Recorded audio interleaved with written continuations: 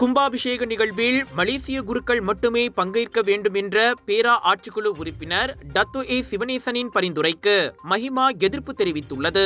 உள்ளூர் ஆட்களுக்கு முன்னுரிமை தரப்பட வேண்டும் என்ற சிவனேசனின் நோக்கம் நல்லதுதான். ஆனால் மலேசியாவில் அனுபவம் உள்ள குருக்களின் எண்ணிக்கை குறைவாக இருப்பதால் இந்த பரிந்துரை நடைமுறைக்கு ஏற்றதல்ல என அந்த மலேசிய இந்து ஆலயங்கள் மற்றும் இந்து அமைப்புகள் பேரவையின் தலைவர் டத்தோ என் சிவகுமார் கூறினார்.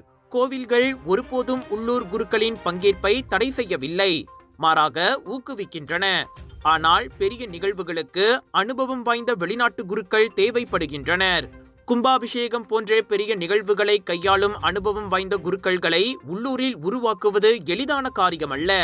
அதற்கு ஒரு நீண்ட கால அவகாசம் தேவைப்படுவதாக சிவகுமார் கூறினார். இவ்வேளையில் சிவனேசனின் மற்றொரு பரிந்துரையான குருக்கள் சங்கம் போன்ற மூன்றாம் தரப்பினரின் தலையீடு உண்மையில் செலவினத்தை அதிகரிக்கும் என அவர் சுட்டிக்காட்டினார். கும்பாபிஷேகத்தின் முழு செலவும் கோயில்களுடையது என்பதால் நிர்வாகத்தில் அவசியமில்லாத குருக்கள் சங்கங்களின் ஈடுபாட்டால் கோயில் நிர்வாகங்களுக்கு தான் வீண் செலவு என்றார் அவர்.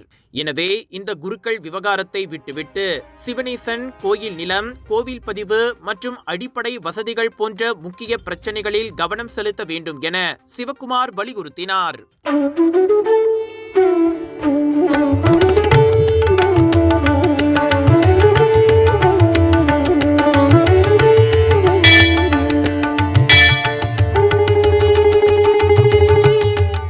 உங்கள் சிறந்த ஆரோக்கியத்திற்கு அளவான எண்ணெயுடன் சிறந்த முறையில் தயாரிக்கப்பட்ட சைவம் அசைவத்திற்கும் பொருந்தும் சூப்பர் ஊறுகாய் பச்சை கொடி சிவப்பு மீன் சின்னம்